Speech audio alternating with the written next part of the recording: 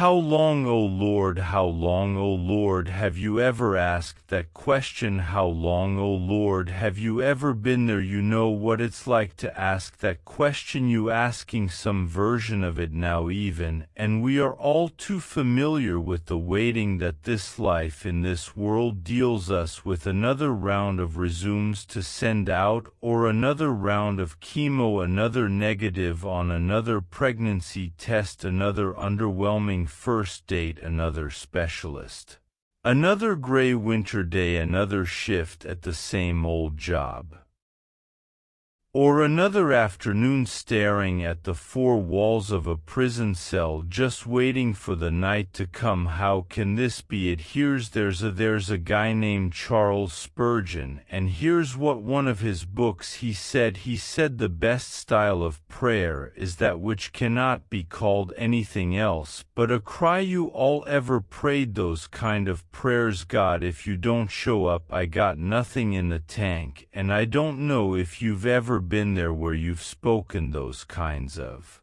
honest and sincere words to the Lord. I don't think I'm going to make it without you. But God's not afraid to hear those words from his children. David was a man after his own heart, and he laid it out. He laid it out to the Lord exactly the way he felt, and he said, if you don't help me, I may die. Psalm chapter 13, it says, how long, O Lord, will you forget me forever? How long will you hide your face from me? How long must I take counsel in my soul and have sorrow in my heart all the day? How long shall my enemy be exalted over me? Consider and answer me, O Lord my God. Light up my eyes, lest I sleep the sleep of death, lest my enemies say, I have prevailed over him, lest my foes rejoice because I am shaken. But I have trusted in your steadfast love. My heart shall rejoice in your salvation. I will sing to the Lord because he has dealt bountifully with me. But you'll notice that it begins with a voice of desperation. David begins this psalm by saying, how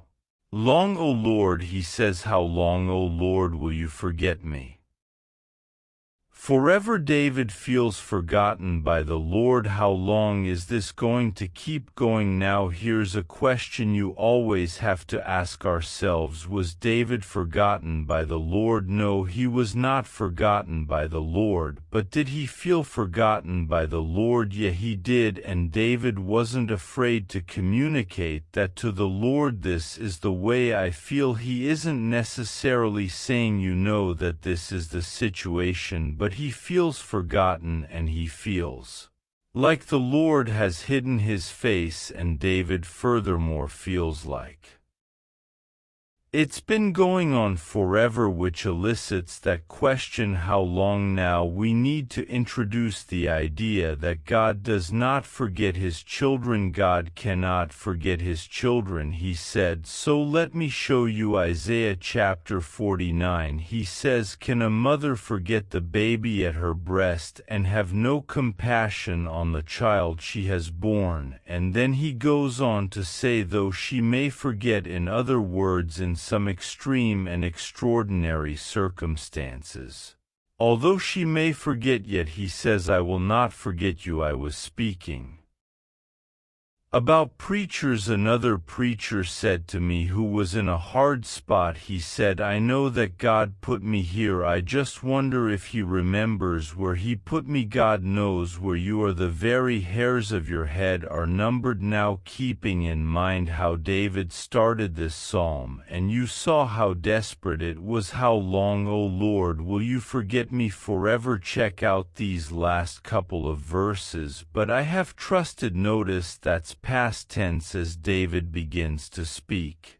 Now here toward the end of this very short psalm, he says, "But I have trusted in your steadfast love," and it's kind of as if David is saying, I've trusted you in the past, and there's no reason for me to stop trusting you now. I've trusted in your steadfast love. So what's his conclusion? My heart shall rejoice in your salvation. Look at this turnaround. My heart will rejoice. But if my eyes are on the Lord, there's always reason to rejoice, and that's what we're told. Rejoice in the Lord. And so David is looking back on his past, and he's saying, God's been faithful. That doesn't mean there haven't been rough spots, but God brought me through. Pour out your heart to the Lord. But then when you get to the end of your prayer, and I'm preaching to myself just as much as you, let's bring it back to what is right. I will rejoice in God, who is my salvation. I will sing to the Lord, for he has been good to me. He has blessed me.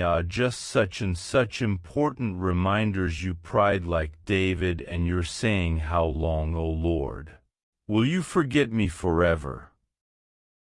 Will you hide your face? Must I take counsel in my soul and have sorrow in my heart? And will the enemy prevail? How long, O Lord? Praise the Lord. Though that David doesn't stay in verse 1 and 2. David is now writing the last part of this song with a new song in his heart. He is rejoicing in the Lord today. There's many of you in the room who have been living in verse 1 for far too long. You've been saying, how long, a whole bunch, but you haven't been saying, I will trust, and I will sing, and I will rejoice to the Lord, because he has dealt bountifully with me. Just want to encourage you, and just like my sister would say, I know the 8-hour drive is long, but I promise the beaches are on the other side. I tell you today, I know the wilderness is a long way. The wilderness is hard. I'm just telling you, the Lord has great plans on the other side. I have 1,000 reasons to sing his praises, and I look back on my timeline, and I say, look how God has been faithful. Look how God has been true, and I trust